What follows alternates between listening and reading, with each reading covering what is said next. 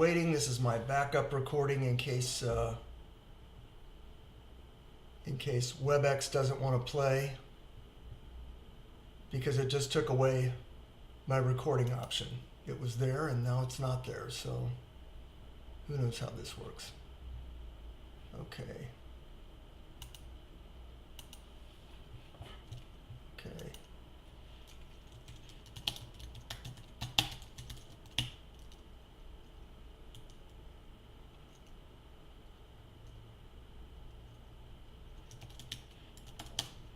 Okay.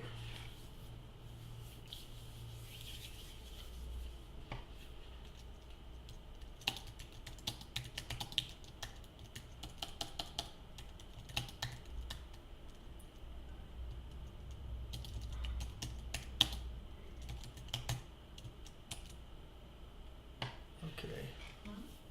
Hello?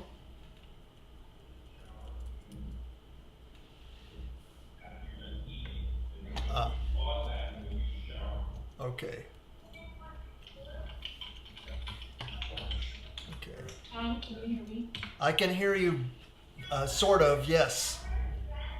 Is that you, Pam? Craig is connected via his headset. Hello, Tom. Hi, Joe. Is that you? Pam, I can hear you. This is John. Can you hear me? Yeah, hi, John. Okay, I could hear like Hi. a very distant voice, but I thought something was wrong with the audio. Okay. No, I think that's Craig. So is there? Craig's audio. Can you guys hear me? Tom, I was on chat with Tom, and he was Okay. asking if he could hear me, or if I could hear him, and I cannot. Okay. Have you heard him yet?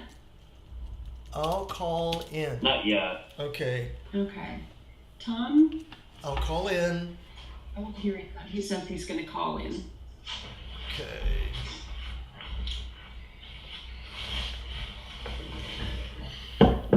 There's Craig. Good morning. Good Morning, Craig. morning. Tom. I'm I coming. brought an apple for the teacher. Thank you. Thank you. Tom is dialing in. Oh, okay.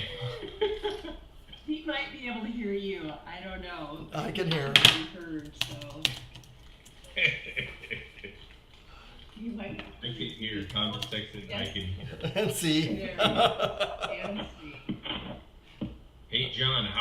Who cast? Oh, man, it was amazing. No. Yeah. It was good to come back home, to a normal food and all that kind of stuff. But it was also really hard. So relaxing, peaceful. People are just amazing over there. No, was it just you and Brittany went?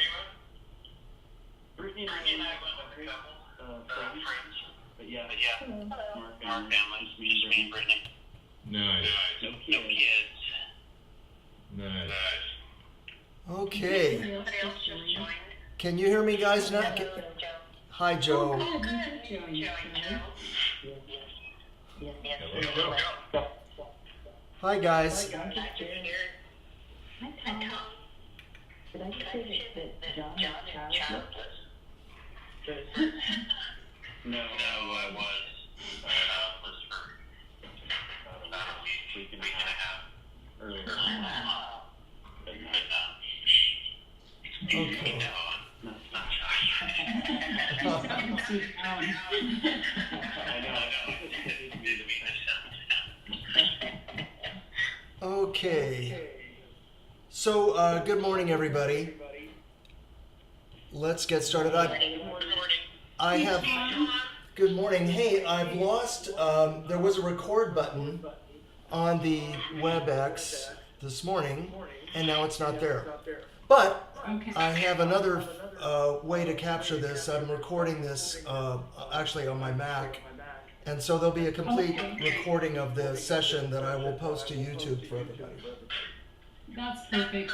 I'm going to disconnect my audio, Tom, so you guys can go ahead and get started.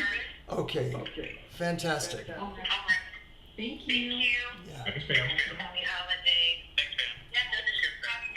Happy Thanksgiving.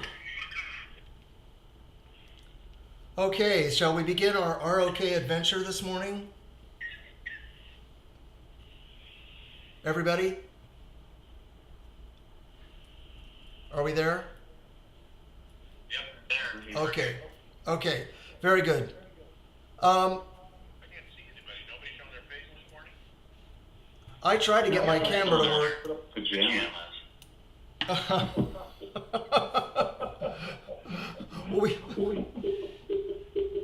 Okay. All right. So, I'm going to start with a short talk about reliability, because this, I think, is where ROK should go. So I'm assuming you know how to fill out the ROK target sheet. And I will take questions individually, privately, later after the meeting. If you have questions about that target sheet, I'm going to take your questions and I'm going to give them all to Ryan, who isn't here. So Ryan has house guests. Yes, I am. He does a better job answering them anyway. The basic idea behind today's presentation will be that we have in the good old value-added ratio a very powerful metric that has more depth to it than you might imagine. And I'm going to begin with horror of horrors, a lecture about probability, which will last about 5 minutes. But I'll set it up with a joke first. My daughter is struggling through her first class on probability, and she although she now claims to be getting an A in the class, and knowing how resilient she is, she just might be doing that. But apparently, she flushed the first test down the toilet. And it was all about this very simple concept of, it's called combinatorics. And actually, we're kind of looking at an application of combinatorics on the screen right now, which has to do with the difference between risk and reliability. So if you follow me, it's just a habit of thinking that takes a while to develop. And that's what she did not. Although she can nail calculus, this combinatoric stuff can be really tricky. So some people like it, and some people take to it, and some people, like Albert Einstein, reject it completely. You might remember that he famously claimed that God does not play dice with the universe. Of course, the evidence against him is mounting every day. And so here we have the quantum revolution here is creeping into ROK. So the idea, if you think about it, the idea of risk, I think, which we understand intuitively, is like mathematically, it's the probability that something bad's going to happen. So and we normally measure risk on a scale of 0 to 1, which is really the probabilistic scale. Like it's if there's a 90% risk, there's a 90% chance that something bad's going to happen. But the converse of that is probability. So the probability that something bad won't happen to your car, for example, it's 90% reliably. 1 out of 10 times the damn thing won't start, it breaks down, right? But 90% of the time it gets you from A to B and back again. So this is the simple idea that we're dealing with probability, and reliability is just, risk is the shadow of reliability, which is why I've colored it that way. So this is a page from that value-added reliability 17-page thing I sent you, which we will be crawling through today. But I wanted to start here, and then I wanted to take a detour to the next slide. Are there any questions about risk and reliability? Okay. Keep this in mind, because I'm not sure that Mark Chasson understands this. People talk a lot about reliability, but it really is a mathematical thing. It's not an emotional thing. Okay? It's a mathematical thing. Keep that in mind, because in healthcare we very quickly veer away from math into emotion, and then nothing makes any sense. It feels good or it feels bad, but it doesn't make any sense. Okay. So Tom, Yes. are we in the lecture or is it question? Oh, question. You can interrupt me. We're going to come back around that. No, no. We're going to come back around the chats and an HRO in healthcare. We are. Yes. Okay, then I'll pause. Okay. Yeah. The framework that you'll see is the example. When I built the example in the value-added reliability paper, I was thinking of the high reliability organization. So I'm calculating a reliability figure for an entire medical center. So let's let that sink in a little bit. So when you talk about a high reliability organization, what do you mean by organization? And in this case, I chose I was thinking of the number of beds equals the number of beds at the University of Kansas Medical Center.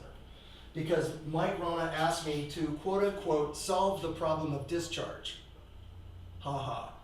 And I solved it for him, but he never got back to me. But never mind. So now you get to hear the report that I was going to give that I had wanted to give to Mike, but he's out there too busy selling stuff, so that's fine. Okay.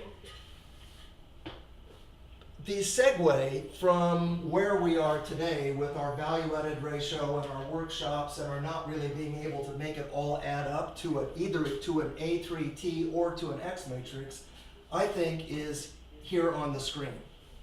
On the left-hand side of the colored column in the middle is something called overall equipment effectiveness, and I'll talk a little bit about that. It can also apply to a process. So it was designed by the company called Denso, which is Toyota's top supplier in the first tier.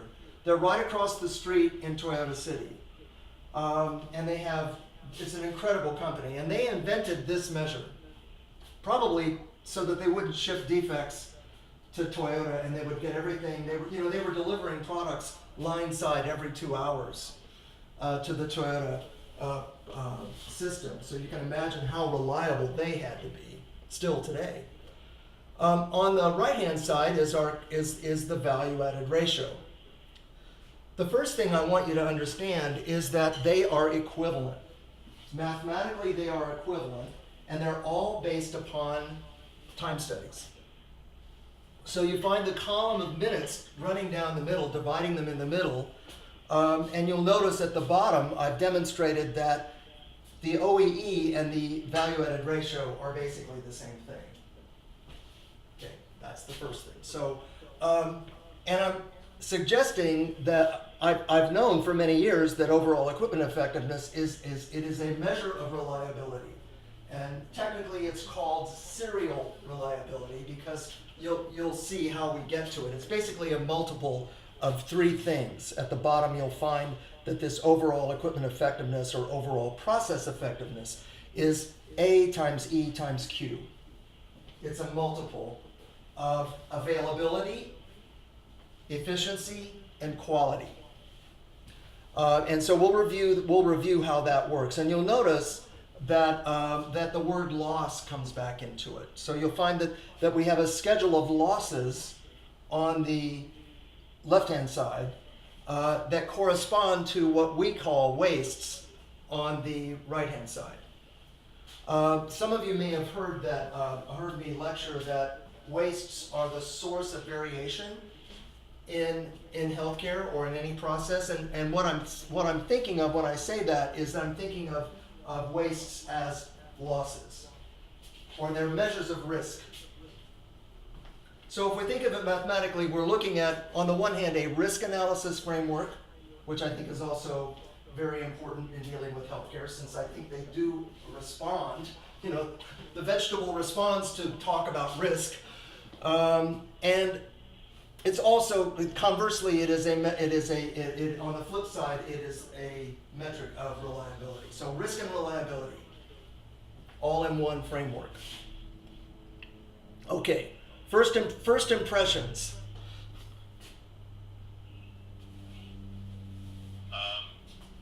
Big implications for how we develop our company and our practices. But yeah, potentially, I agree. I certainly hope so. I think this could have some real impact. So, shall I dive in? Yes, of course. I just even think about the ambulatory environment and, Marty, under her leadership, we went and built this access offering. Yes. And you sit here and you go, you can almost now see how that is just like 1/3 of the equation. Yeah. When you talk about availability, performance, and quality, it's really access, throughput, and defect management. Yes.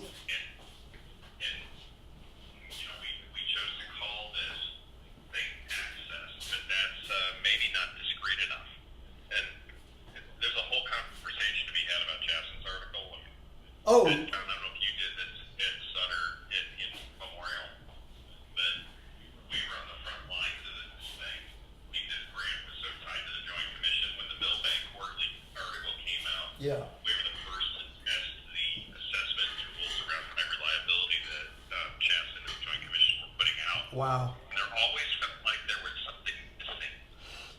Always felt like there was something missing. And so I'm hoping today we fill in some of those blanks, and I'm really curious on how the three of us understand this, process this, think about the implications for the organization. Okay.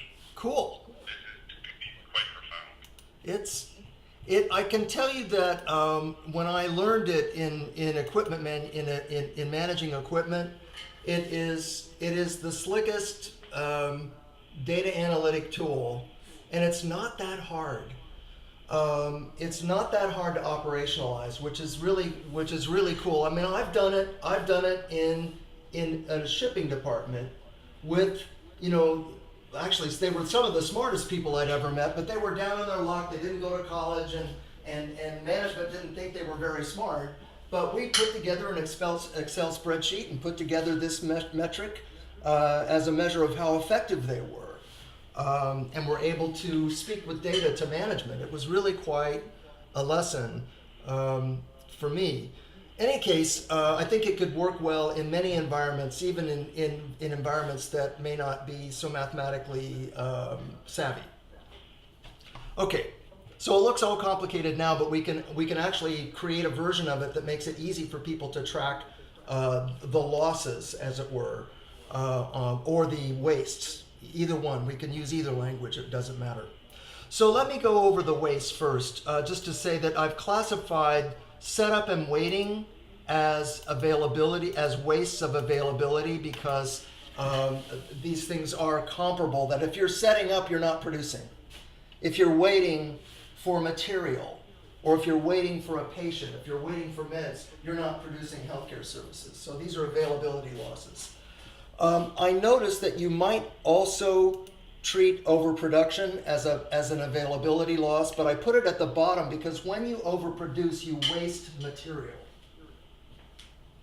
You normally waste material, which is something like a defect. So the only odd man out in this framework is overproduction, but I've treated it as a defect principally because there is a waste of physical material in addition to the waste of time. Okay, the next waste, overprocessing, inventory, transportation, motion, and again, waiting of a different kind are efficiency losses, because these happen as a clinician is doing his or her work. These things tend to happen, and these slow the work down. They lengthen the cycle time unnecessarily, and so I would consider these to be efficiency losses. Likewise, defects, and then again overproduction. There are a number of defects that creep in here. One is called if you're slow to start up in the morning. This can also be classified under defect. As if your equipment is warming up, maybe your clinicians are warming up. They're too slow in the morning. That's considered a defect. Yes, sir. Please. No.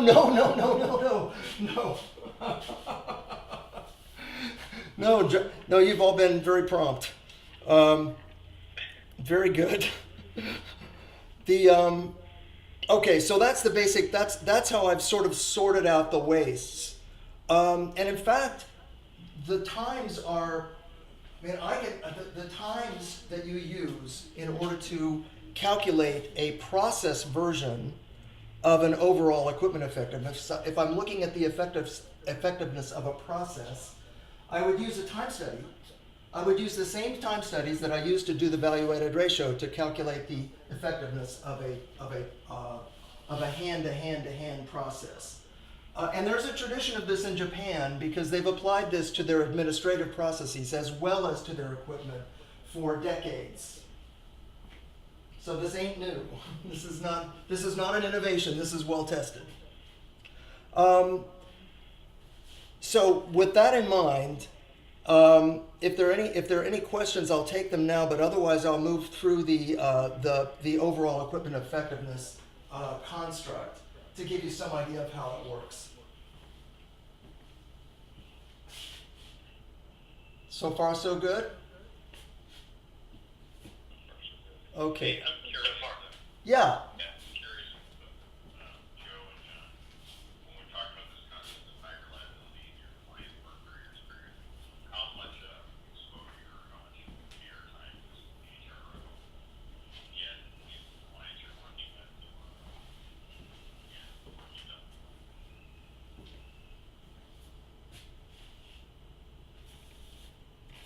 How much air time does it get?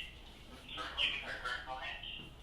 Yeah, did it come up with your current client, any of the current clients you're working with, or has it come up in your prior work? For me, the latter. It's come up in prior work. You mentioned the center. We were actually at Memorial in the Central Valley. We were working with mostly on the HPI. I want to say. Yeah, that's not right. They were bought by Prestini. Oh, is that right? Yep.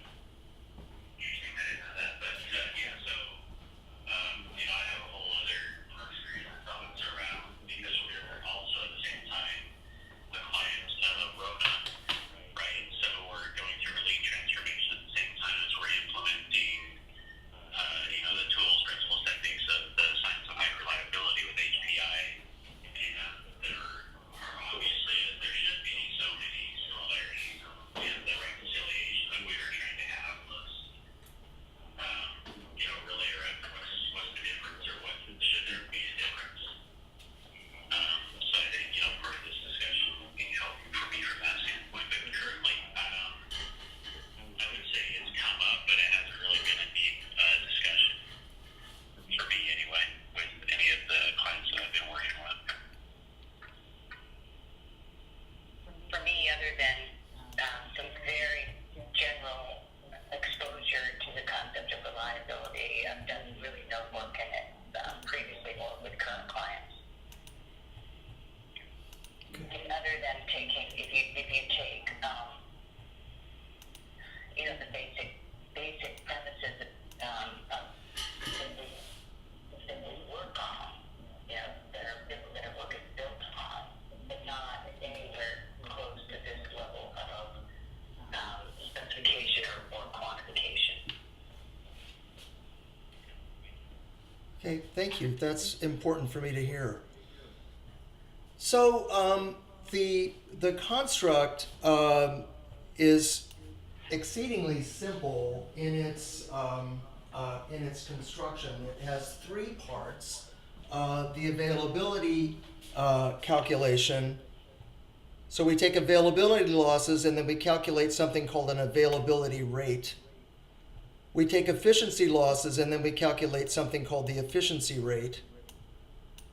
And then we take quality losses and we calculate a quality rate. And then we multiply them together. And lo and behold, we get the same number as the value-added ratio. Which, when I did this calculation for the first time, it's been about, it's really been over 10 years ago that I did this. I can't remember if I did it before or after Rona. But I said, oh my God, and I redid my math and I shared it with some friends. And it was after Rona. I actually shared it with a friend of mine in Italy, and he confirmed that I wasn't crazy, which is always useful. Those are good friends to Those are good friends to have. They may not be telling you the truth, but they're very assuring. Anyway, the idea is that we take this. What you see. I actually had a conversation with Sandy Claudel, my master black belt friend, and she said, "Tom, what you're looking at are the interaction effects." So this means that we have teased a cause and effect structure out of the pile of non-value added wastes. So instead of just a big pile of bad stuff that we have to get rid of, we actually have a system. We have a system that can be used to make forecasts based upon this equation of the reliability, or I'm calling it value-added reliability, to take it out of the equipment universe, and to bring it into Chasson's reliability conversation where I think it needs to be, and say value-added reliability is this availability rate times the efficiency rate times the quality rate. And Craig, I have no problems renaming these things as access, performance, and quality and safety. I mean, whatever might help healthcare grab onto it, I have no problem with the labels, so long as we don't mess with the math, which often happens. Sometimes people change the labels and then they stop doing the math correctly. I've seen that happen on multiple occasions. Anyway, so this is the idea, which, as you'll begin to see, has some implications for how we gather and how we collate data. The basic thing that you'll see here is that this framework will allow us to collate all the data that we collect over the many, many workshops and time studies that we do. So instead of just a bunch of time studies to support a few targets in one workshop, the cloud of data now can be put into one database, and we can come up with an overall reliability number, be it for a medical center, be it for an outpatient clinic, be it for a lab, be it for a kitchen, be it for what pharmacy, whatever you want to calculate a reliability number for, we should be able to collate the correct set of data and then utilize it in the same way to measure the reliability. And here's the brilliant thing. Now we have a way to stratify all of this data and figure out what should we work on first. And we can stratify the losses. And I don't have a Pareto chart built for you, but normally what is done with this metric is we stratify the worst losses, and we just pick off the worst one. We pick off the worst one, tie it down, and then go on to the next one until we gradually begin to approach zero defects. It's very, very methodical and very simple and exceedingly simple once you understand the basic cause and effect construct underneath it. Comments before I move on?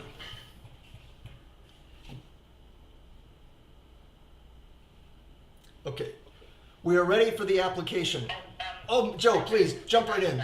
Yes, please. I really like the idea of this, but I'm wondering,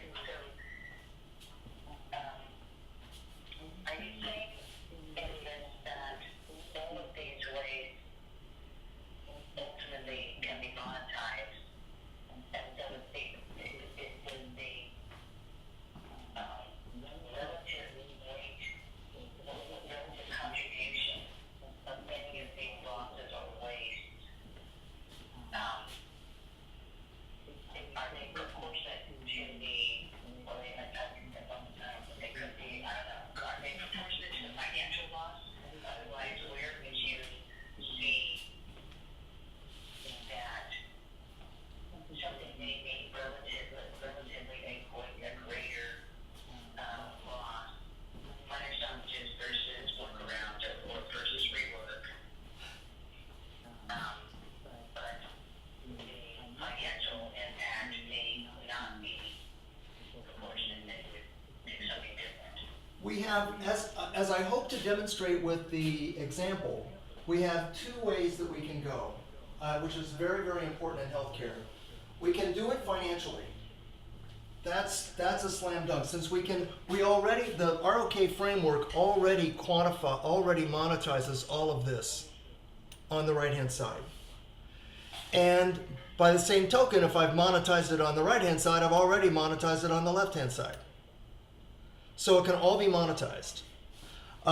Likewise, although this part of ROK is vastly underutilized, we can also put a mortality risk number on this. And I hope, maybe we can get some of those research dollars, Craig, and we can put a morbidity number on it as well. If we switch to something like disability adjusted life years, which shouldn't be too difficult, it's just going to take time and money to do it. Which means that we can prioritize either on the basis of financial risk or on the basis of clinical risk, be it based upon mortality or mortality and morbidity, theoretically. Practically, we can do it based upon mortality now for many diagnoses. And I hope with some, if we can shake some research dollars free, we can do it based upon disability adjusted life years, which makes us masters of the universe as far as I'm concerned. Does that answer your question, Joe? I think so. Let's walk through the examples. Okay, the basic answer to your question is yes. You can do it based upon money. Okay, so let's walk through the example which I developed. And again, what we had in mind was, and I'm speaking Mike Rona and I, had in mind the University of Kansas. So let's go back to and I'll just go page by page. You can, if you have the report, you can refer to it because that's what I'll have up on the screen, and I'll try to zoom into the pages. We've covered risk. We've talked about the sources of waste. This is, by the way, the original Word document, so some of the figures aren't in here. So there's the application to healthcare. All right, let's start with system availability. Okay. So what does it mean for the healthcare system to be available? And so again, the example is a medical center, but could be any venue. It's basically you want to compare scheduled production time to actual production time. So you see the description of losses that I've shown, and again, let's say that we have a 623 bed hospital. We'll just pull one out of the air here. Open to admit and discharge patients 12 hours a day from 8 a.m. to 8 p.m. And there's a description of the loss, and I just made up a list. This isn't real. This is completely out of my imagination. So, however, we know how to measure this stuff. There's a delayed decision to admit, a failure to call EVS to turn in an available bed, a room turnaround, and rooming transport would be considered to be, keeps that room from being used. Now, we might want to split hairs over the losses that I've described, but I think these things do contribute to rooms not being available for patients, and that is production time loss. The hospital's scheduled to be open, but we can't put a patient in there either because we can't turn the room, or the transport got lost, or whatever. The room is still empty. So I've come up with 2 hours per bed. Per bed, we're calculating. So we generalize the idea to figure out, okay, so how many beds do we have in the hospital, and what is the general availability loss in that hospital? It's thinking of it as a hotel. Hotel managers will probably recognize this thinking. Not very clinical, but very practical. Yes, exactly. Okay, so here we have a loss of 2 hours per patient, and this would all be based upon the time study data that we have collected, or could be based upon some analysis of system data, depending upon. I mean, we have to face the issue of, well, are people entering the data correctly? But we do have 2 data sets we can refer to. Okay. And then the availability rate ends up being 83.3%. Which means that it's like your occupancy rate. Well, I mean, you can room patients then. Assuming that there's demand, those rooms will be full. So, questions so far? The next step is I'm going to monetize that.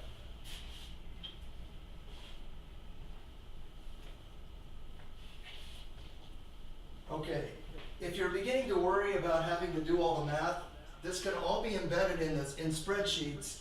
Ryan and I could work together to figure out basically, and have the same arrangement. And this would likely fall on the executive leads and the engagement leads. So we're talking top of the company here. That is, these are going to be the data that are going to drive the relationship with the client, both in terms of sales and marketing, and also in terms of managing that engagement at the top level.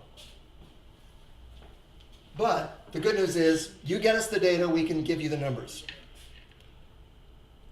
We might have to come up with a way to do some estimates. So what is the financial impact?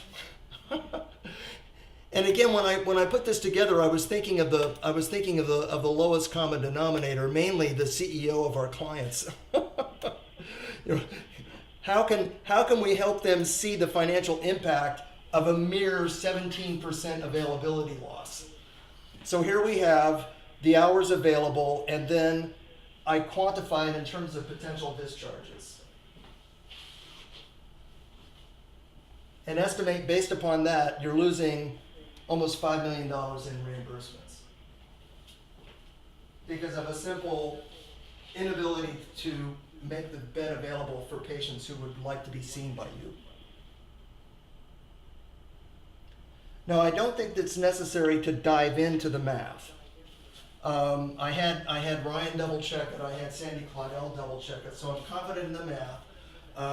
So if you can accept it on trust and just talk about it conceptually, does this resonate with you guys?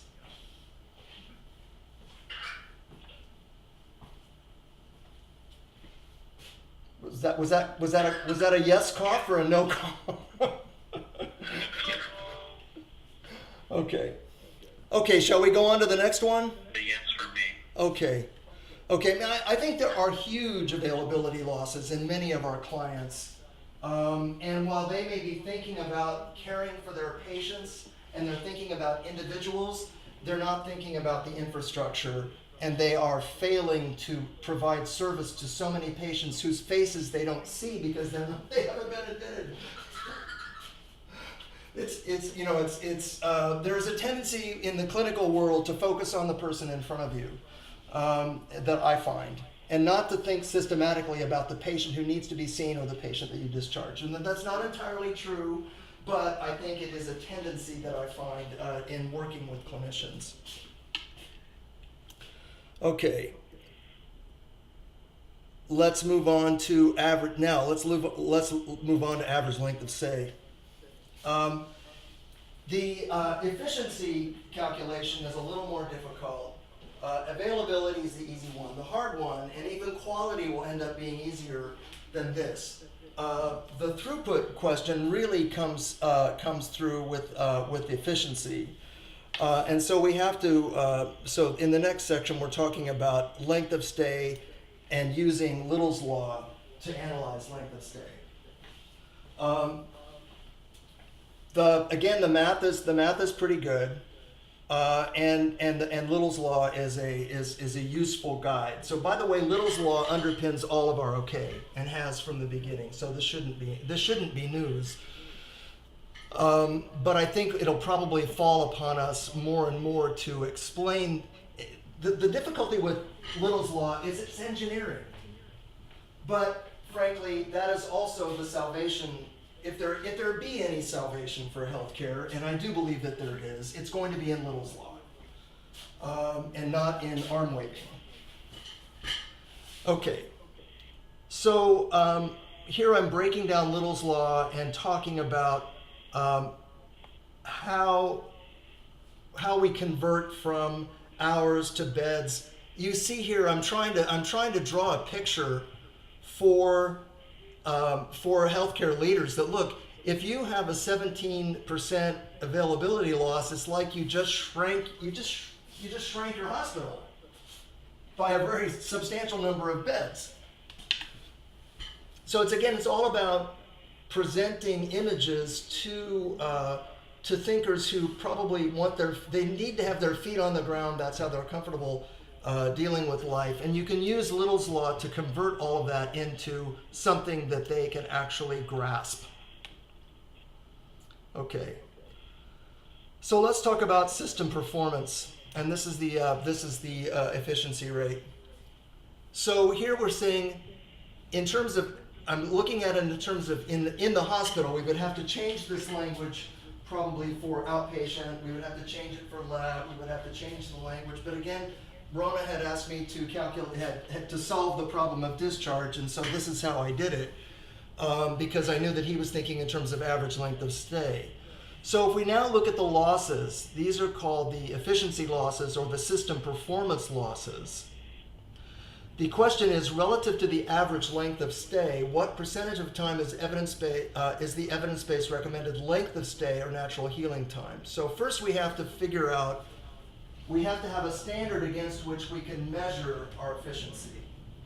So I thought about this and I said, well, in the back of our heads, I hear it talked about all the time. It came up when we talked about the relative performance of the American system vis-a-vis the British system, and which has maybe double the length of stay.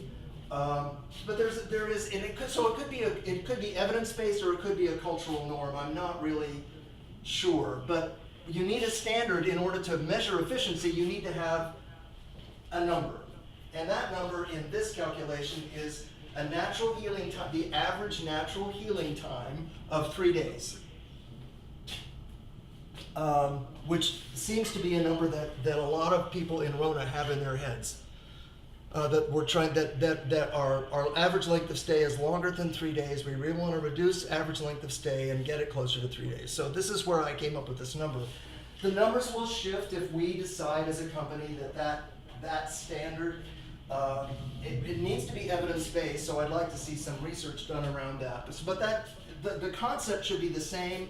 The number may shift, and then the numbers would change a little bit. Are we comfortable with that? Are you comfortable moving forward with 3 days as sort of the benchmark for this discussion?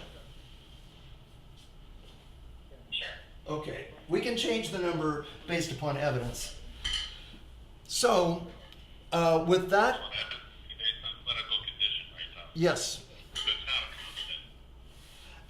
constant. it can. Oh well, this needs to be discussed. I'm really not that well schooled. I would immediately pull in somebody like Ryan and say, okay, what do your Berkeley friends say this number should be, and how often does it need to be revised? But it could. You're right. It's going to vary depending upon the condition. Absolutely. I think I now understand what you're saying, Craig. I apologize for my digression. Well, that's okay. When I originally read this, because this is an important assumption when you're talking about system performance. Yes. And It's the you know, it's the weighted average. People look at, but yeah. So, well, okay, so it's the weighted average. When I originally read this, the first thing I thought of was, okay, the clinical condition that has such reliability as far as natural healing time Yeah. is a vaginal or a C-section. Yes. A vaginal birth or a C-section.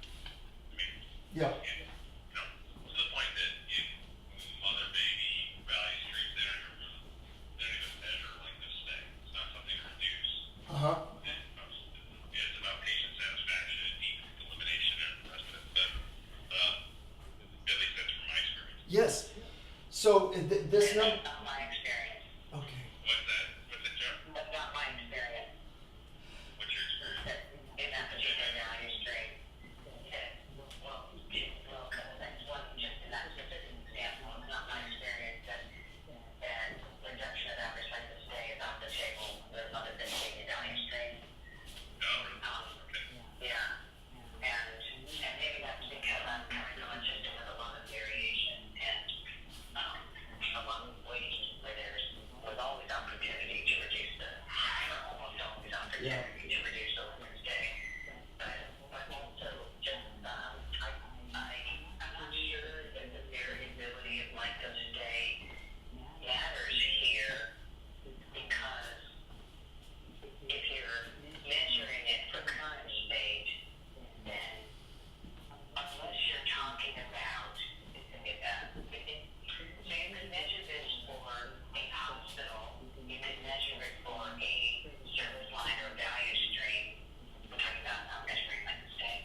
Yeah. Or you could measure it for some subunit of the value stream. Yes. And whatever you're measuring it for, you're measuring it at a point in time, call it current state, so that you can understand that there is risk or opportunity. So in that case, you still want to know, this is still a gross number that begins to send you in a direction. Yes. So I don't think that the variability that is hidden underneath the fact that it's an average matters. Yeah. Joe, I agree with you. I do think that it will be necessary and advisable to have a robust conversation with the client on how they want to determine this number. This turns out to be, in manufacturing, it turns out to be a number that is likewise controversial. And there are many ways to establish this number, which is called ideal cycle time. I won't go into it, but there's a big debate about which number should be used. But you are right. It determines a direction for improvement, and that's its major function. So you don't have to be absolutely correct with this number, but it will, especially in healthcare, cause a lot of emotion. So But the natural healing, yeah, for the natural healing, what were you gonna say about that? Joe, because that's a question about that. that seems to be the one that will take the least consensus on what should be the results of best practice, or what is the expected on the observed. Otherwise, I can see this being, it could be a very long debate. Yes. And you can come up with what you're agreeing to. And maybe the word, Joe, I think that's where my comment came in about vaginal versus C-section birth was more about natural healing. Oh, okay, I'm sorry, I misunderstood what you were saying. Yeah, well, I didn't say it very well, but, I think, at what point, at what point does the lens to wide angle? Here's what I mean by that. If you try and calculate availability loss on a value stream like mother-baby, where the evidence is really pretty tight about the natural healing time, you can have a great deal of confidence in. If you broaden that lens to go wide angle to a 623-bed hospital, you have such variety, and I think this is where Tom is saying you take the weighted average. But the weighted average can be, at some point, if that hospital includes a SNF unit, that weighted average makes no sense now, because that SNF could be 10 days. Or 8 days of natural healing time versus, a total joint of, 36 hours, 48 hours. Right. Right? So, at what point is that, at what point is this not helpful to use? I don't know if that's making Yeah. sense, but. well, it makes complete sense, Craig, and maybe the term natural healing time leads us down the wrong path itself. On the other hand, I think if you have a weighted average, I think one way out of the conundrum is to simply say, okay, we'll have mother-baby meet over here, you come up with the number, we'll have the SNFs meet over here, you come up with the number. You come up with the numbers so that everybody's comfortable with their number, and then you can calculate a weighted average. And it is what it is, and it will be different for every institution depending upon their patient mix. And that's okay. Because it then functions just the way that Joe said it should. It becomes that, and it is, you aren't using the average number in mother-baby, you're using mother-baby's number in mother-baby. I don't think it will stand in the way of understanding. Using it, Yes, please. it's still an average. It's still an average, and it's an average which is useful for presenting this construct primarily. It wouldn't be necessarily an average that everybody uses to manage the show. it might be talked about in an executive review meeting, and then they would say, well, what is the real number of mother baby? And then you would be able, because of your deployment, you'd be able to go visit mother baby or bring up their dashboard on a screen and say, okay, we see that their average length of stay is actually much shorter. Their natural healing time is next to 0, and boom, we're done. We're fine. They're doing well, and they're making improvement. And then we'll come back up to the high level and figure out where the next issue is, and then we'll zoom in on their data. Does that make sense? I guess what I'm wondering is maybe this is where you were coming from, Craig. Would you use this whole concept, not natural healing time or length of stay, but the construct of the formula itself, going back to this idea of risk and reliability? Would you employ that, and would you apply it to the hospital level to begin with, and then apply it again more narrowly? Would you apply it at the hospital level to determine value streams, or would you just deploy it within that value stream, or something smaller? What's the unit of measure that makes the most sense for application? Because if you do it at the hospital level, then it seems like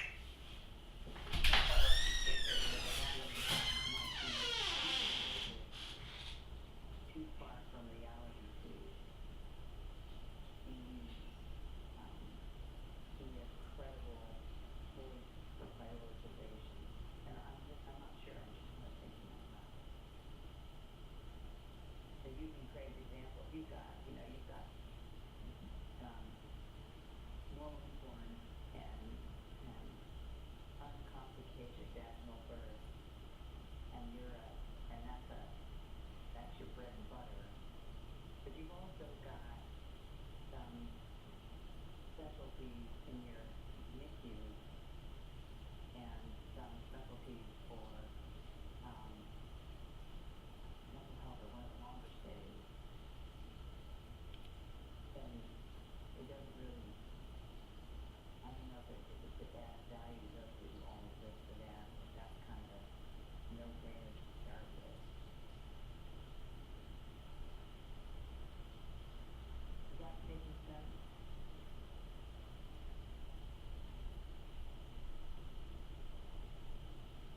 I take that as a no.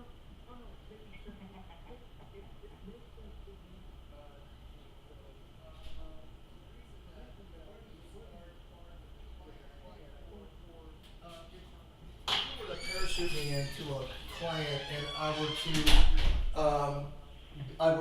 was asked to make a forecast about how much improvement we might see in a medical center, I might pull on this 3 days natural healing time as a forecasting tool. And then I would issue a caveat with my forecast saying, this number is going to vary a lot depending upon which diagnosis we see, so we're going to put some parameters around this forecast. And you can make the forecast conservative so that you don't shoot yourself in the foot later. But encourage the client, look, there's a lot of opportunity out there based upon this assumption. We know that we're going to get better data the deeper that we dig in, and the picture will change from diagnosis to diagnosis. I mean, that's how I see it being applied.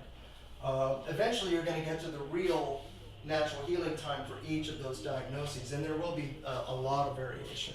And that's not a bad thing. I mean, that's just the way life is.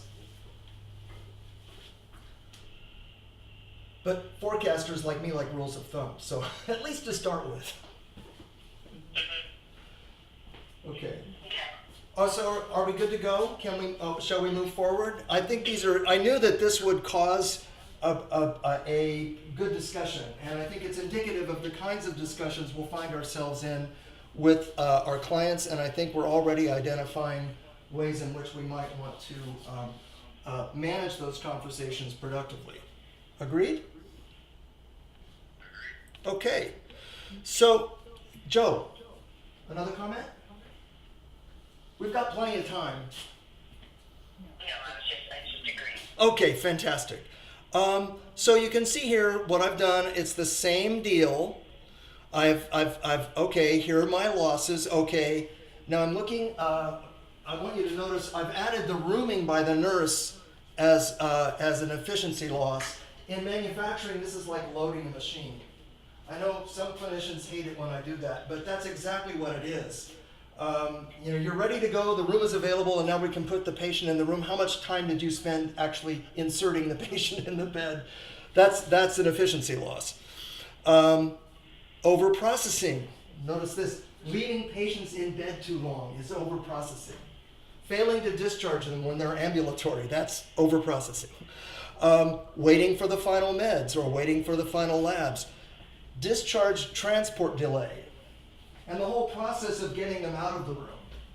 There may be, this is not an exhaustive list, it's simply illustrative. And then so I add those up, the total performance losses. All right. Now some of the things that may be missing from this that you'll notice, so long as the patient is getting better and lying in bed, I consider that to be healing time. So the patient, my view is the patient becomes a machine once they're in the bed. The patient is the machine, healing herself. And so we don't see, I'm not dealing with the ancillary waste that's happening in lab and food service. These are different. They're important wastes, but I'm not capturing them here. What I am capturing is any of that waste. It could be also waiting for a final meal. So these ancillary things become really important to the throughput of the hospital once the patient is ready to go. Once the patient is ambulatory and ready to leave. Now, if we have to wait for labs, if we have to wait for food, if we have to wait for PT. All of that becomes becomes held against you from an efficiency perspective. Okay. All right. So here we take that number and then we say, okay, that's the availability loss, and now we can calculate that in terms of a loss in terms of days per patient. So spreading the loss, sort of calculating the loss and seeing it in terms of the total patient population, it's 0.7 days per patient, based upon the assumptions in the little paper that I've written, which are based upon the storytelling that I've heard from all of my clinician friends in Rona for the last 10 years. So I think it's not terribly unrealistic. That's a lot of loss. Yeah, please. Yeah, so I'm looking at this and thinking, boy, how great would it be if our aim care provider was to basically do everything we needed to do inside the pocket of the evidence of natural healing time. Oh, yes. Like if we knew that, because that deal 1.0, right? Yeah. Is we wouldn't have any availability loss. I'm struggling, and I get it for the inpatient case study here. Yes. I start to struggle a little bit more with services that are more diagnostic in nature. Name one. Like the emergency department. Okay. The emergency department. Yes. You're not dealing with natural healing time at that point. You're dealing with how quickly can I assess, diagnose, and begin treatment. Yes. And maybe the treatment ends in the ED and you go home, but maybe that treatment continues into this scenario that we're talking about here. Yes. How do we think about it when we're thinking about the more diagnostic type areas, or those that have a greater proportion of their average length of stay are diagnostic in nature? So, good question. And yes, it's a bit more complicated, isn't it?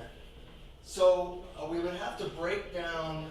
So the value added is a little different in the ED. The value added there is heavily diagnostic. So then we would need to understand what is the cycle time of triage. So that takes part of the problem away. So that's fairly easy. Then what is the diagnostic cycle time for treat and street? That takes another segment of it. So I factor it, Craig.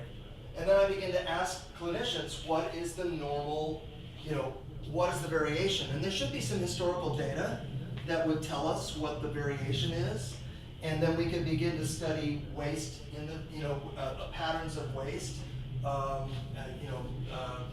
Because that diagnostic cycle time will have some waste in it as well, but you need to start somewhere. So you choose, okay, we'll start with current state, and then do we have any benchmarks? What's happening at Johns Hopkins? What's happening at Mayo Clinic that makes us think we might do a little better? And then begin to stake out some improvements there. Does that make sense? It's a different problem, but the framework doesn't change. The questions become a little different. Yes, please? Yeah, they become different, I see. And maybe it's going back to the spreadsheet, the OEE and the waste spreadsheet, because when you're talking about availability loss on that spreadsheet, the availability loss was around setup and waiting, right? Yes. And those are the wastes of the ED, for example. Yes. Those are the wastes being, getting ready to go into a CT scan. Those are the same wastes of getting a lab draw done. Yes. Clinic, all the rest of it. So I guess what it comes down to is just your application of the case study. In the case study, then we have to substitute something for natural healing time. Yes. We just clinical evidence, and that substitution, what you're saying is I got to factor it against maybe some other benchmark. Yes. Yes. Okay. Again, my brief from Mike was, yeah, go ahead, please. Yeah, no, I understand. You had a specific assignment that we're using for an illustration. I'm just trying to port it over to other care environments, and so what it tells us is that I've never really liked benchmarking Yes. that much, but in this particular instance, this is where benchmarking becomes important. Yes. Yes. Yes. I'm not sure if benchmarking is more important, maybe more important here for diagnostic versus someone being completely healed, because I'm not sure that if rather than natural healing, it was natural healing or stabilization, then you could use the same, what's the expected time for somebody to get healed if it's an operation where you're excising the problem and then you're all better versus the chronic condition, which is going to be a large proportion of people who are hospitalized, and you're just really trying to get the stabilization of the condition. Yes. Anyone concerned with mental health, anybody with a chronic condition. Yeah. Yeah, but in that case, I guess it comes down to what's the evidence that you're trying to use to bump up against for to calculate availability loss. Right? So what you're saying, so the inpatient example Tom was using was natural healing time based on clinical evidence. If we can get that, and I think Joe, what you're saying is, where's the evidence around the stabilization factor? Yeah. And what's the source of that? And that's what Tom, you're saying. So, it's all about factoring. How do I factor the problem? Because that becomes my benchmark from which to calculate availability loss. Yeah. This is a great conversation. That evidence can come from so many different places. Yeah. couldn't it? Yes, and Joe, you're thinking of this absolutely correctly. I had begun to think about the ED, where the issue really is for those acute patients about stabilization. It's not about healing for those guys. So you're spot on, and the benchmarks do become different. Imagine how different this will be in the lab. Interesting. In some venues in healthcare, we can use the standard overall equipment effectiveness lingo. We can talk about ideal cycle time, and we can talk about mechanical things. It becomes a lot more touchy-feely when we have to talk about patients, and that's good. And I think that this is a great conversation. And it'll vary. We'll have to have separate conversations about different venues of care. Okay, so just one footnote about this workbook that I now have on the screen. The fact is that for every venue, we'll have to create a different spreadsheet. That there will be typically there will be different losses associated with each. There'll be different losses associated with the ED, with inpatient, with ambulatory. There'll be a different set of losses. And this is, I know this because I've developed these worksheets for different pieces of equipment in different manufacturing processes, and the list is always different. And you use the clinicians, you use the people who are adding the value to tell you what goes wrong, typically, and those are the things that they begin to track frequently for the first time. How much time is being lost to these losses? So this is a very vital conversation, and one that we'll have with our own clients, and we'll have to have it every time we enter their environment, because their list of losses could be different from the client across the bay. There'll be some commonalities, but because of the architecture, because of HR, because of their patient mix, there'll be different kinds of losses for every client. So it's very, in this case, it's extremely empirical. But the method gives you a way to actually build a data capture system, which is, again, one of the major ways to interpret this spreadsheet. This is just a schematic. The actual entries are very specific because they're waste. They'll have very, very clear examples of setup waste or waiting for equipment or how we overprocess. There'll be typical things that happen every day that are driving them crazy, and those get listed on their data capture spreadsheet. Okay, back to the presentation. John, have you fallen asleep? Are you still there? Having fun, I hope? Very good. I thought so. Jump in here. Don't let these guys monopolize the conversation. Okay, so there we have the again the difference here is I'm using average length of stay to calculate what's going on.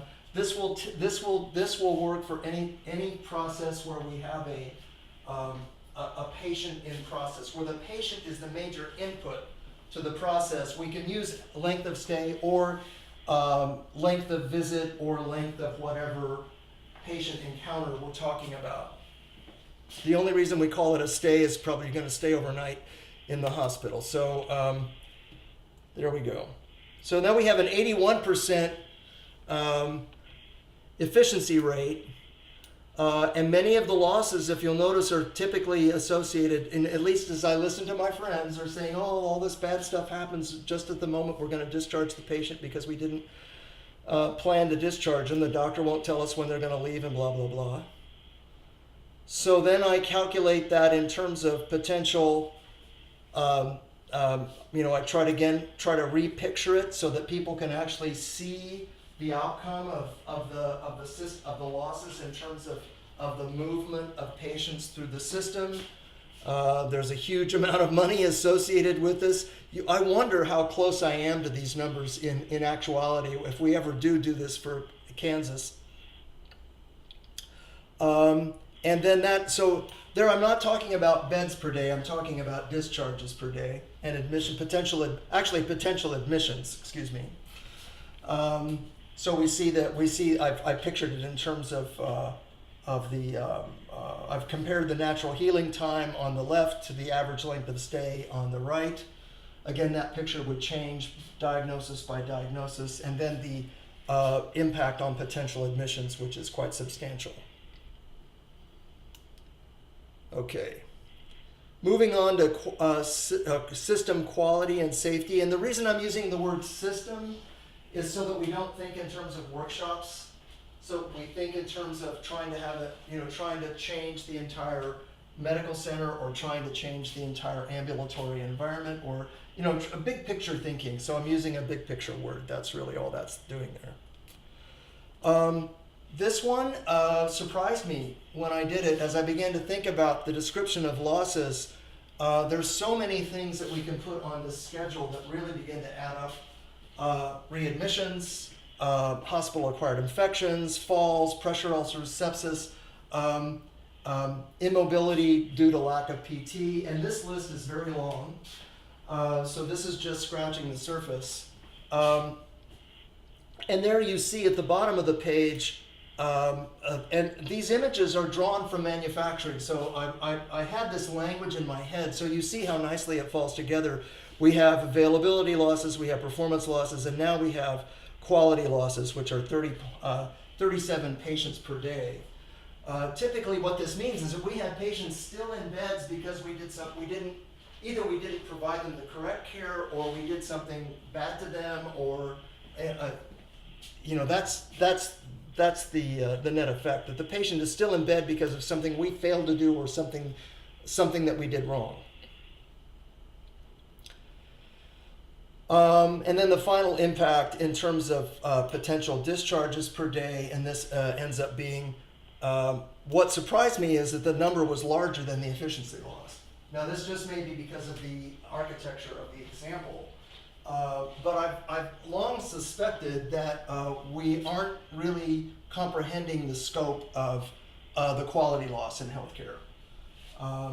And so maybe this is just my own bias. So it'll be interesting to see if we do apply this method, what the ratio really is, availability to efficiency to quality. Quality is going to be a big number in any case, we know that. So that's basically it. Here is the schedule of losses that I used, which shows you the kind of the math behind it without the pictures. This is a kind of schedule that I would normally create for a client around a single piece of equipment. The innovation here is that we create the schedule around an entire venue of care. And it could be a small venue. It wouldn't have to be a big hospital. It could be just one clinic. You could calculate this number just the way that you calculate it for a single piece of equipment. But then it gives you actionable data.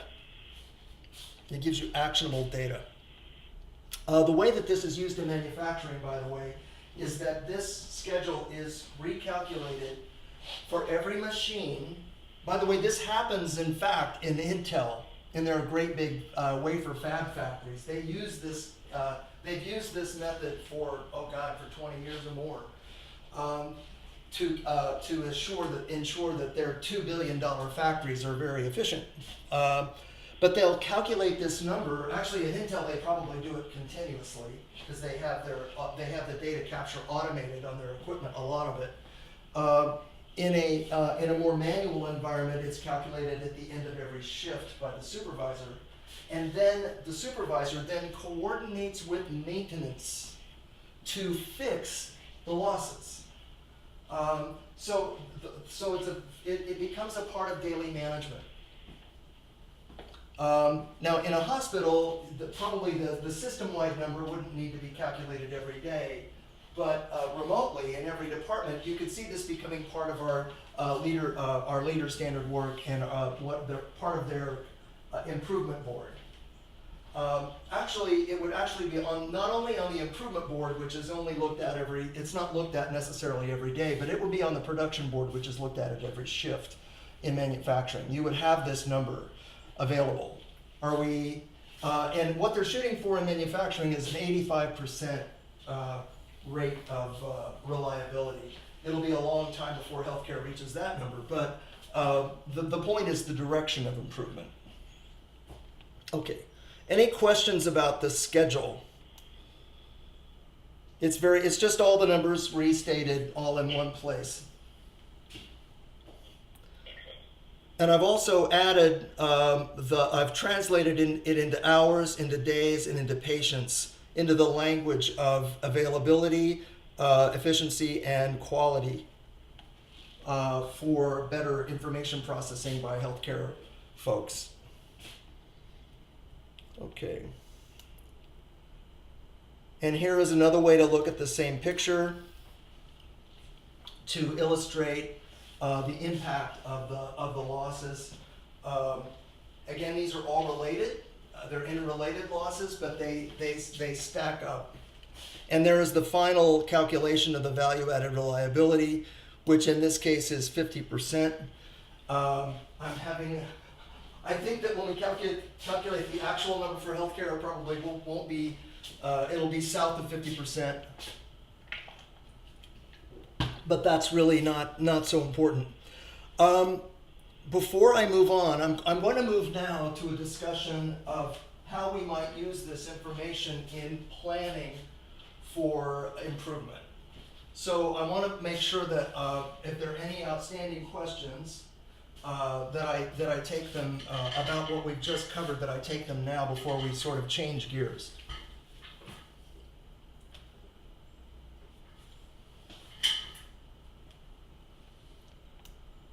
I think I'm good now. Okay. Joe and John? Okay, yeah, good here. Okay, excellent.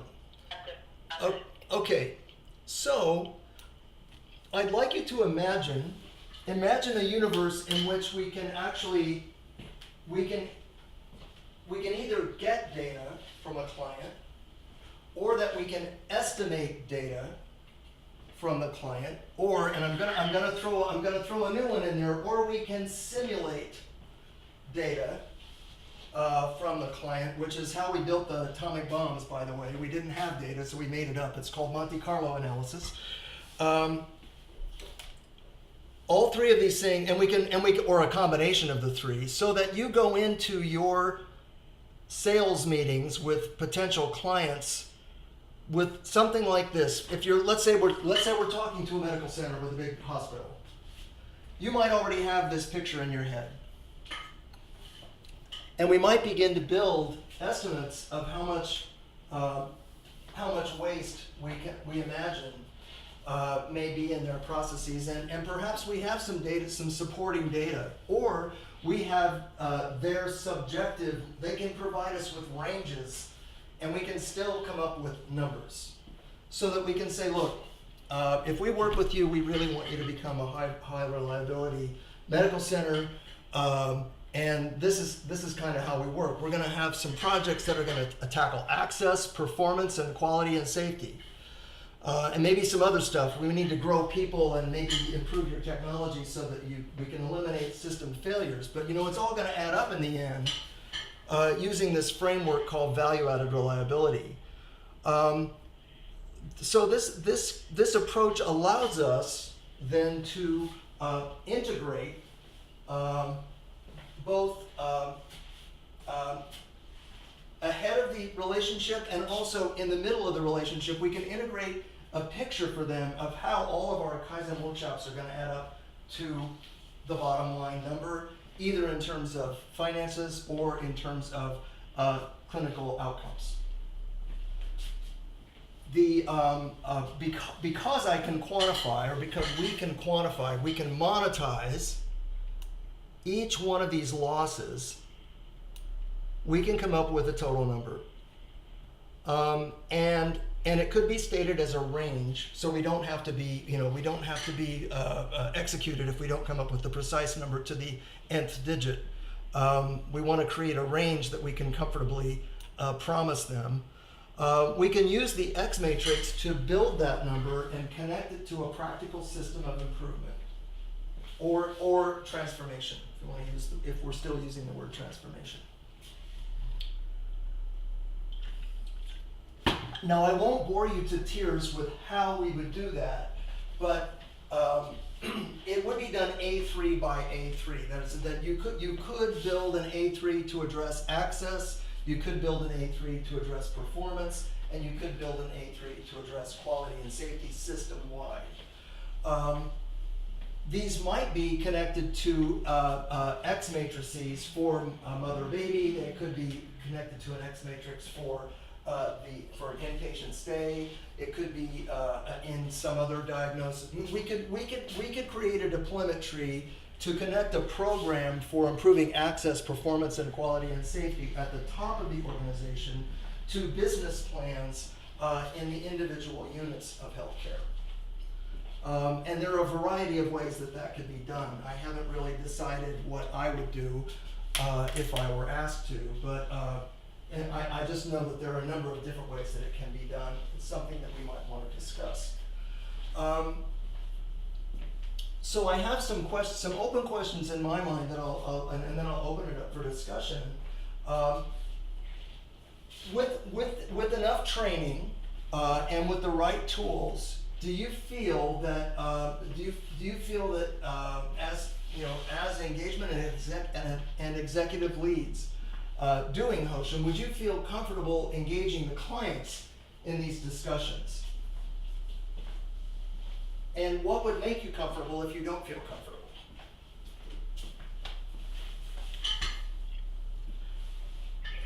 I think the main thing, Tom, that I'm thinking of here is,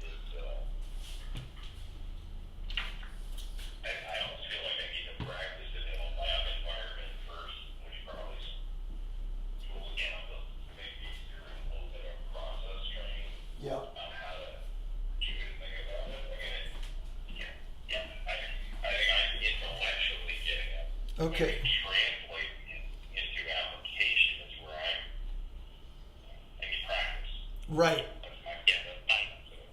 Well said. Okay. In my So brain as well. Practice. I don't.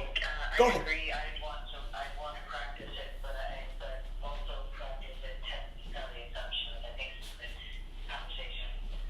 Okay. Feeling great. Oh yeah.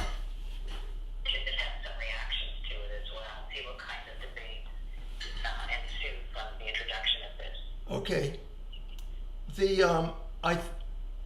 For my part, I agree. I think that there's some significant challenges ahead.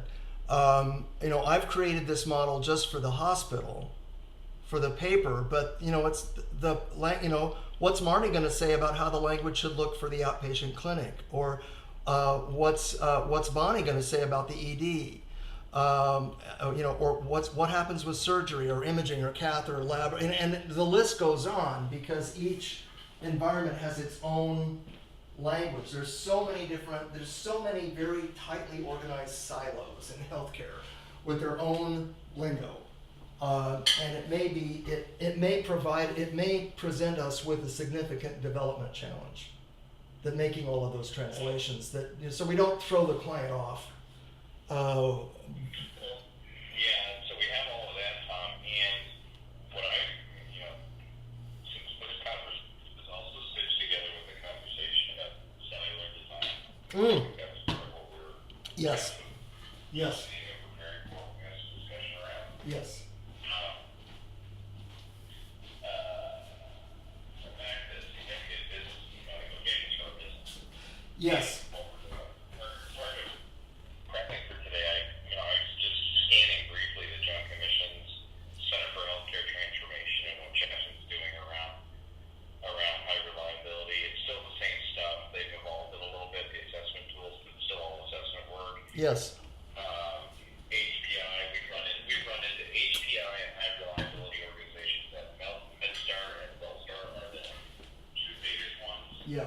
And they both say the same thing, and that is HPI and the HRO framework and Joint Commission is great for in concept and theory, but the lean approach is the way that we actually create the change. Now, HPI is getting in our space. Brett Staney's reinvented himself. They bought HPI in September 2015. Unbeknownst to probably any of you, Monty was actually talking to Brett Staney early on when we were shopping the company, and just wasn't going to be a fit.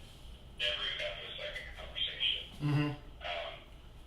They were very interested in this. If you go to their website right now, you see, we've got over 100 experts, and they're trying to teach, robust process improvement, which is the language of HRO.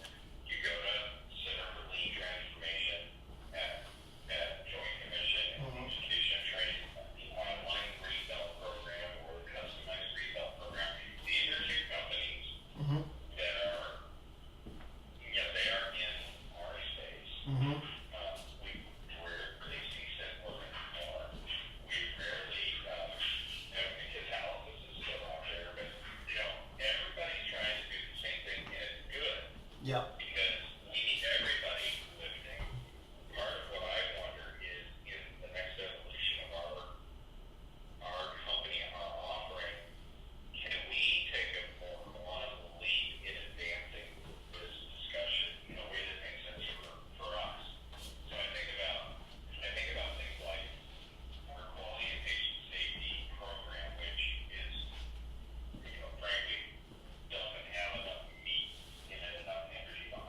Yeah. And then we have this thing called Lean IT.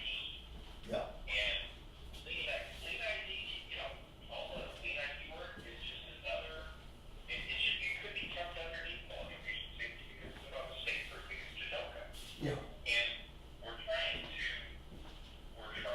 get a higher degree of reliability in our quality. The end game of quality and patient safety, the end game of Lean IT is the same thing as what you're showing us right here. Yeah. And then we talk so much about cellular design. We've got experiment box and core parts for our own company. And part of me wonders, is it time to refashion ourselves? Mm. And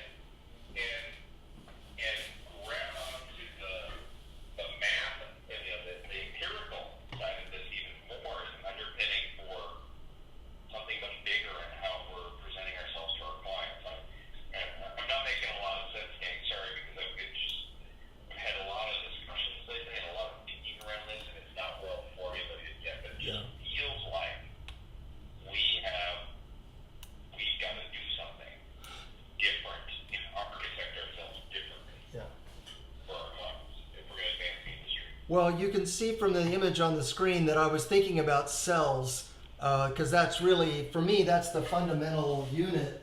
That's where the reliability really happens, because most of your mistake proofing will be embedded in the standard work within a cell, either within the standard work as a checklist or as an epic alert, or on the equipment itself.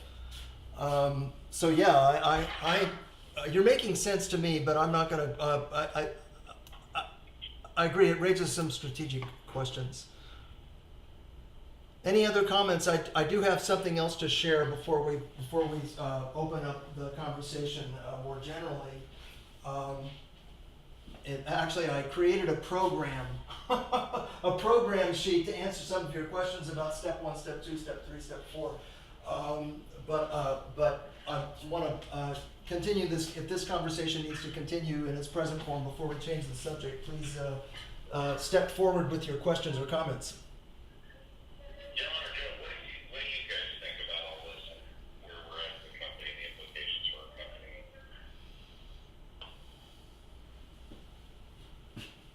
I'm not sure if it's part of the more general discussion that Tom just referenced, but I think there's a lot to talk about there. And part of, I think, what you're suggesting, Craig, is what do we do versus what do we partner with someone to do? And this type of quantification and data orientation might not be where some portion of our consultants are comfortable going. And so, every minute that we're doing something else, we're not doing what we're doing. Yes. Yeah. That could be, sort of just, so that just goes to who we are and how we want to prioritize our time, how much time we want to stay in to get where the value is created versus working more at the strategy level. And so I just think that's a huge discussion. So, John, do you have? I have a reply to Joanna, but I want not a reply, but some information. But John, I don't want, if you have something to say, please step forward and then I'll loop back.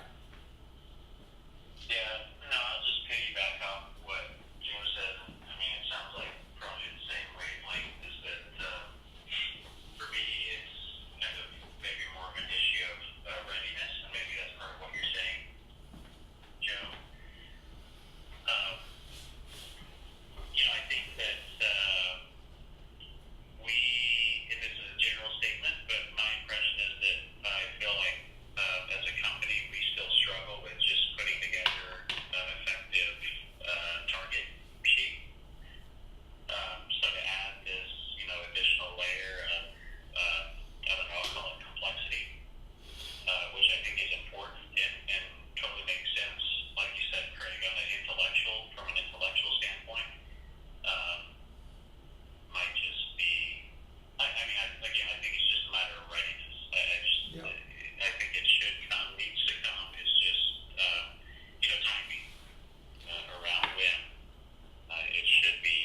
And added to that.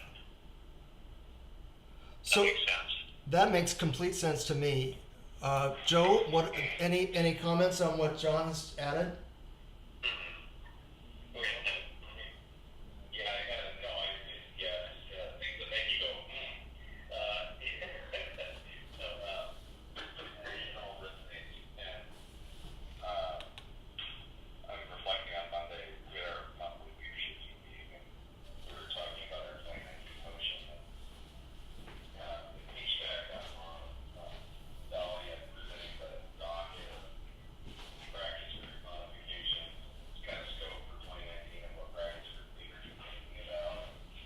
He says, so we all think that so what's the one force group that we have to do? And it turned into this huge discussion that lasted another hour. Oh boy. And in that discussion, we effectively said, well, our next matrix for 2019 has to address our practice group.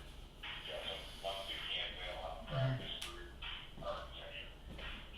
Or practice, architecture, not the practice group development in a more material way. And where we landed on was this integration of quality and patient safety in E90 Oh. for basically higher reliability has to be, got this convergence between the two, contained into a much higher level was one. And the other one that we came up with was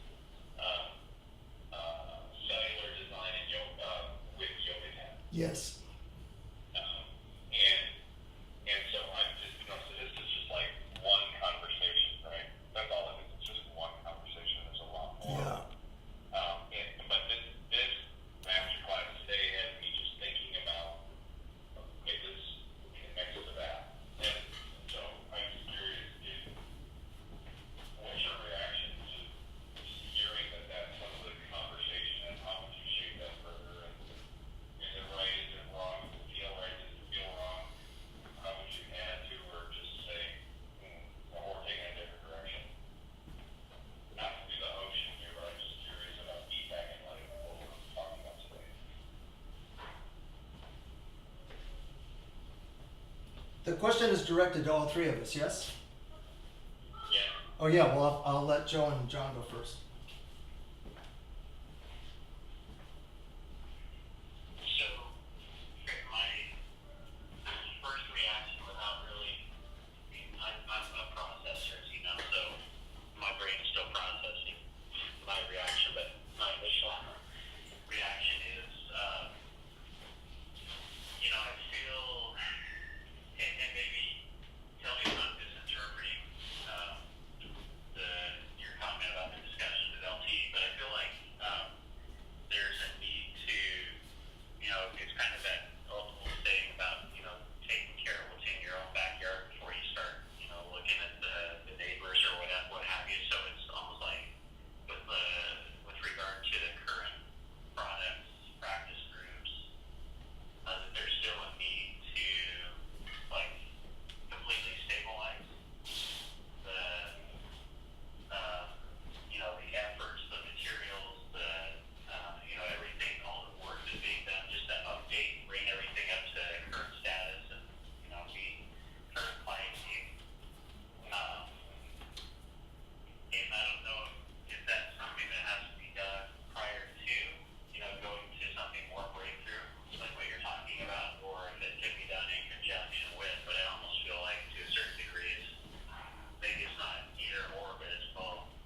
But I feel like to a certain degree, maybe the emphasis is more on kind of that stabilization of we've got to get this other stuff in order right before we can feel comfortable with moving forward with, an additional, which is tough because we also need to stay relevant, meet clients' evolving needs and wants and wishes and, all those other things. So,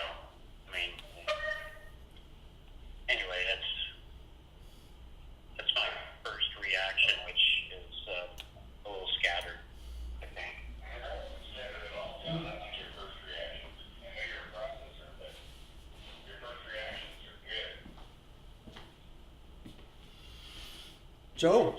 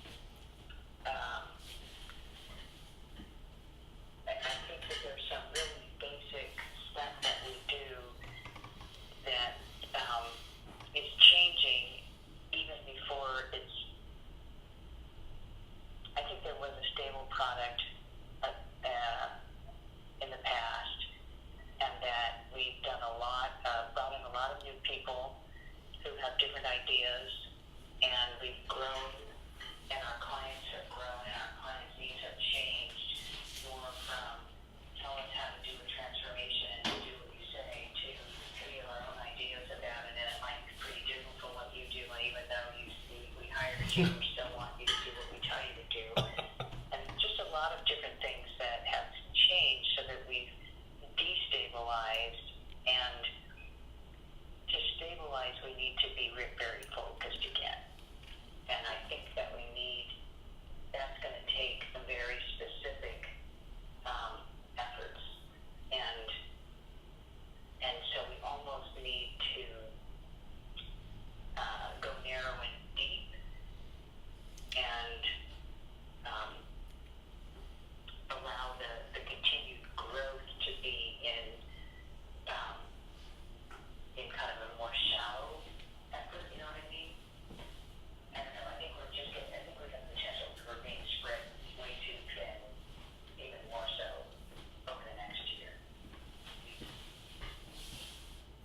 Okay. You know, I think something like what Tom is presenting is a great way to go narrow and deep, and to have a very distinct product. It has its own risks Yep. in that, how our abilities to sell it and deploy it well is, we need to try to do that in a very narrow, in a small way to start with, I think. Yep. Okay. So I agree with what I'm hearing from Joe and John, and I'm gonna sort of pivot on the narrow and deep, the idea of narrow and deep. And so I have up here the applications of value-added reliability, and I say, okay, it's the A3X that we just looked at is designed for an entire hospital, but it says here it can be applied horizontally across many different venues of healthcare. It can also be applied vertically within departments. So the vertical application is the narrow and deep. And so that's why I put these cells on here, because as you probably know, I have a book on cell design that's been it's actually been over 1.5 years now that it's been ready to go to the publisher, but Maura can't get to it because of our SharePoint migration. I think that if we think about this concept on two levels. One is, how is it represented in the boardroom? That's with the big forecast and the promise that we can give you some kind of improvement within a range of give or take $10 million, whatever. That may get us the sale, and I think that's a very important thing that's now missing in our sales process is the forecast of improvement. That is, to be authoritative in how we approach it with a model. Down on the ground, I think there are really three things that need to happen. And one is already happening with the pilot in Bon Secours, and that is there is a shift in the value stream mapping practice to the creation of discrete cells. And at Bon Secours, we're actually we're not going to do a normal Kaizen workshop. We're going to start with a known solution, which is the cell, and we're going to go out there and replicate the Virginia Mason flow cell. In fact, we're going to deploy it. We're going to create one cell on Monday and Tuesday, and then we're going to replicate the cell on Wednesday and Thursday. And the work that Marty and Kim have done to prepare the client is really wow. I'm really impressed with both of them and the client. Now, once we organize that client into a cell, I think we're now really what we should do is follow up with a version of our Lean Leader Development product, the name of which I've always hated, but it's all good, true, and beautiful, except there were two things left out of the product. And I have to say that ThetaCare was a bad role model. They did not include, number one, they don't have a production board in their product. The product is geared toward running a nursing unit, sort of a department within a hospital. It is not focused on running a cell, which is how almost all visual management systems in every industry I've ever been in, except healthcare, are run. They're focused on the cells. There will be visual management systems at the departmental level, but the fundamental building block is the cell. So number one, you need a production board. can this cell meet takt time or not? And are we tracking that takt time capability in real time throughout the day? Luckily, we have Rick Summers who knows how to do that. He used to do that for Simpler in the Gould universe. So he has an entire product that I've been trying for years to get implemented in our Lean Leader Development Program, but for some reason it has not been adopted. The second thing that we need is, and this would come next, would be this value-added reliability calculation. Again, in manufacturing, the value-added calculation is at the cellular level. That is, the cell becomes self-aware of how much waste is in that cell, and the cell supervisor is then responsible for leading the team to eliminate the waste. It doesn't happen necessarily at the departmental level unless there's some reason to bring the department manager into it. So the cellular idea is a further decentralization of our approach to healthcare, where then the two principal management modalities become one: are we meeting takt time throughout the day, and how far off are we, and what resources do we need to get back on track? By the way, I will also note that governs the efficiency number in the value-added reliability calculation. Then the other measures of access or availability and quality then are dealt with. They're not dealt with so much in real time unless there's some issue that needs to be escalated, and that's what your stop the line mechanism is for. So here's the third thing that needs to happen in the cell. We need to have the production board, we need to have the value-added reliability data gathering program, and we need a stop the line system that isn't just focused on red events. We don't really teach stop the line, honestly. Stop the line is about what happens in the cell. That if there's a defect that cell team cannot tackle, that problem then gets escalated to the department, and then if they can't deal with it, it gets escalated to the company, and so on and so on. So we need authentic cells. We need a system to gather this value-added reliability data, and then determine how to act on it. And then for those problems which need to be dealt with right now, we need a true stop the line program. So forgive me for throwing the third thing in there, but it's definitely missing in our Lean Leader Development Program. Those three things, which really make, and because ThedaCare didn't focus it on cells. That's, I think, why they left it out. I'm not a big fan of ThedaCare or catalysis, as you can tell. I think they don't really have it correct. Well, so I really appreciate all three of you giving us feedback on person or you said because you can't part of it. I think what you're saying is what we need to do is involve the same vein that Joe and John are saying, which is we need to stabilize and solidify the ground we're walking on first. Yeah. And so it is, and we gotta reach further because, so you all are in a very interesting, challenge, right? How do we solidify the ground we're walking on all at the same time? We are gonna mountain climb. Mm-hmm. Or having an advanced team do it, right? A small, nimble, advanced team to go start taking and doing it. So, very helpful, very helpful. Reminding me of one of my blind spots as a leader, and that blind spot is I like to go run up the next mountain and not exactly in touch with the ground game and how stable is the ground right now. So you're reminding me of a blind spot I have, so thank you. More to come on that conversation. Okay. I feel like I hijacked your master class. You did not. No. It was meant to be hijacked. Honestly, everybody did exactly what I would hope they would do. There is a final page that I don't know if it appears in the PDF that you received, but I have outlined a method of value-added reliability. I haven't looked at it in over a year, so I may need an update. But you'll see I've begun to think about how to apply it systematically. It will need more detail.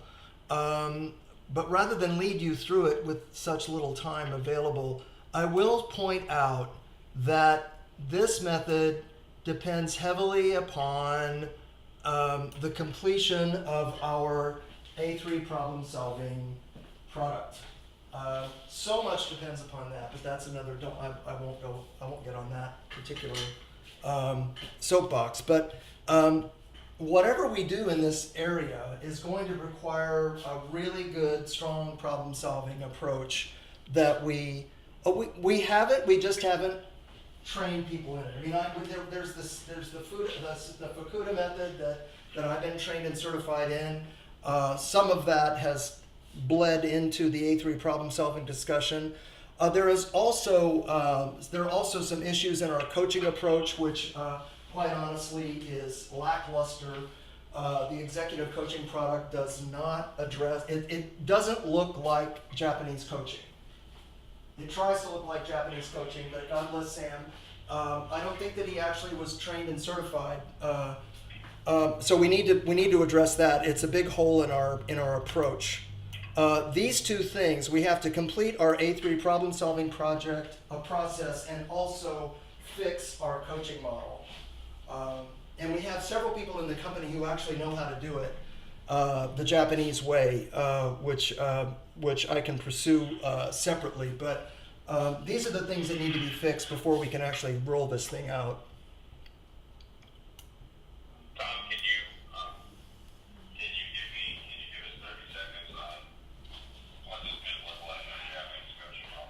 The Japanese coaching model is it really is about, it's the model that I built into the New York City proposal.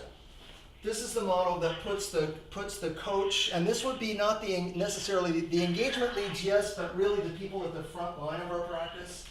As they visit the client, they are also diagnosing. They're not just there to run a workshop, they're there to diagnose the next improvement and then to deliver, to help the client with that improvement right there before they leave. So what Fukuda would do, Fukuda had the biggest toolkit. I mean, it's just amazing how many tools he had, and I imagine his life in Japan. He would just he would like circumvent Tokyo, but he also circumvented the globe with the same toolkit, and he would show up on the first day of the coaching engagement, and this is what got built into the New York City proposal. He would go meet with the managers, find out he would run them to the improvement kata, which has a long history in Japan. What are you working on? What's going on right now? Blah blah blah. And then he would go from the management team down to the shop floor, to look at to look at the most important problem. And then he would run the kata then with the people on the shop floor in front of a CDAC chart, which would look a lot like a visibility wall, right there in the cell. So there would be this would be what we call the improvement center. But it would also have the production board right next to it, and also maybe an overall equipment effectiveness number, because Fukuda started out with equipment management. So he would say, okay, now I see that you're having this kind of problem. Let me either retrain you in a tool that will help, or introduce a new tool that will help you. And then I'll come back in a couple weeks, or I'll come back in a month and see how you're doing. So that's the Japanese coaching model. And then once he was done on the shop floor, he would meet again with the managers. This is where then the personal transformation ruler that the beer was developing. Yes. Starts to come into play. Now you're assessing people. Yes. Based on what you're observing, you're teaching. Yes. As you go.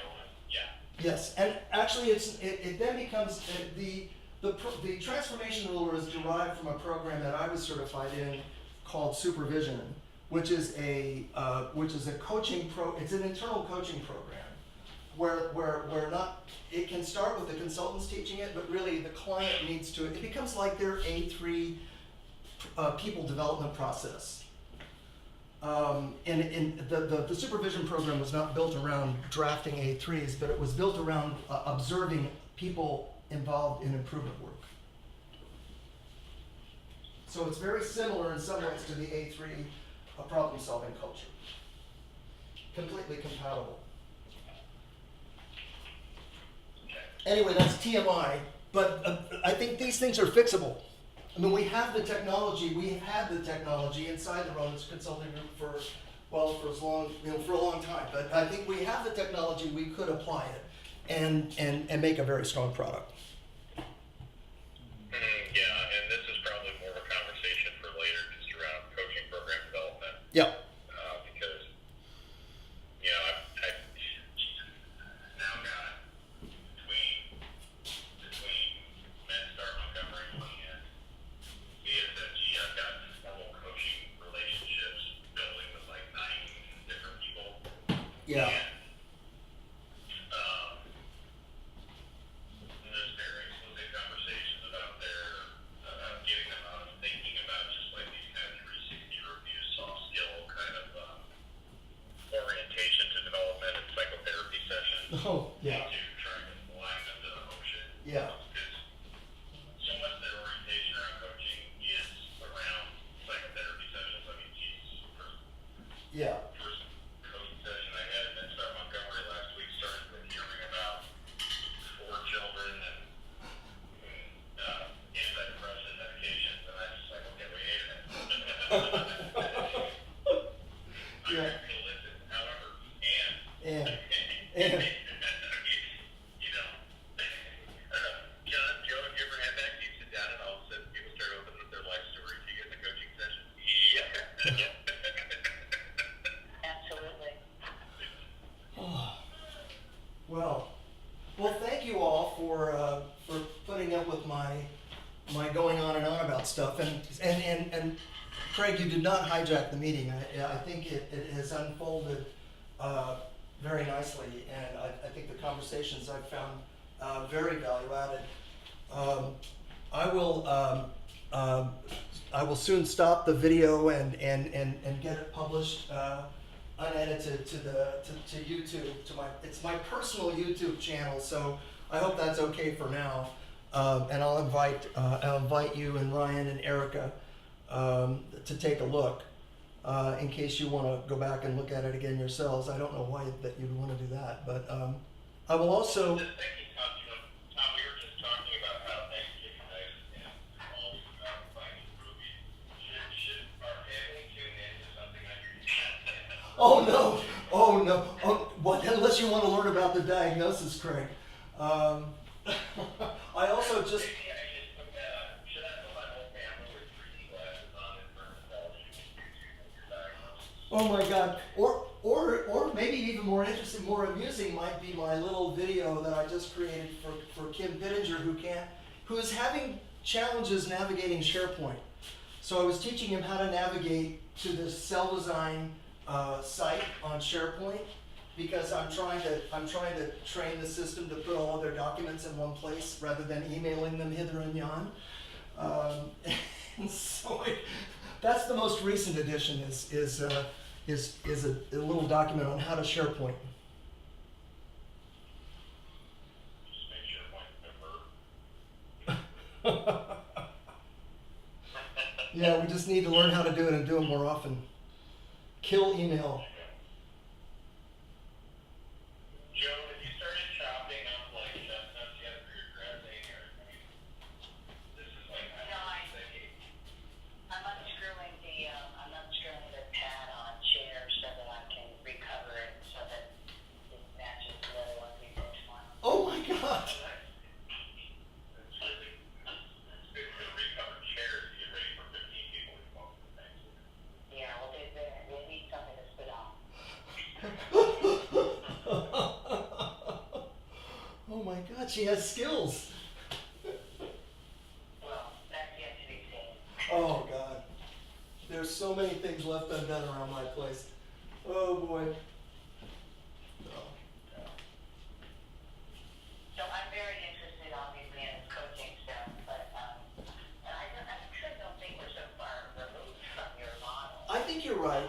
I agree. I mean, to the extent that it's all about the kata, that's true. It's just the frequency and the focusing on the right things. And I do think, though, that what Craig is raising about how our clients perceive coaching. Everybody wants to learn to be a coach now, Yeah. and I think that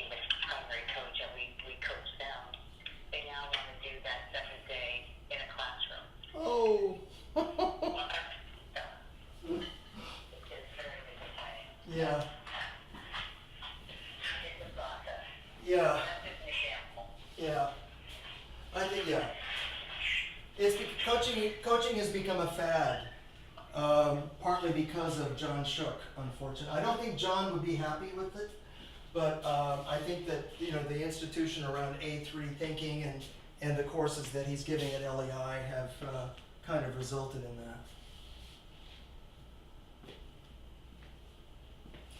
Well, we are at the end of our meeting. I want to wish everybody a happy Thanksgiving. Is there anything you need from me? Any documents you saw that you would like separate copies of, or if there are, speak now or send me an email later. I think, Tom, all I need to do is get on your calendar for our coaching session. I think that's Okay. Awesome. in Portland and Austin. Oh yeah, we could actually do it face to face maybe. Yeah, but more often we won't be able to, but I need to get on the proof, right? Grouping and coaching program and deliverables, and then pushing throughout the challenge of writing a book. So that's in my head too, but in my head It would be, you know, I will put an idea in your heads. You know, I think that we ought to hijack Mark Chasson's program. I don't think that they can bring it across the goal line. I don't think they can bring it across the goal line. So I think we ought to hijack it. yeah, but HCI can. Well, yes, that's why, but, you know, but have they published a book? Do they understand big picture marketing? That's something that, you know, if we should talk about sometime. You have, what you have in Morame and in me, big picture marketing. I mean, we know that business really, really well, and we just have not leveraged it for RCG. It's just been, it's languished like my poor book on continuous flow. But this might be an opportunity worth a shot. Okay, well, Anyway, just something to mull over, nothing to act on right now. But happy Thanksgiving, everybody. Thank you for attending.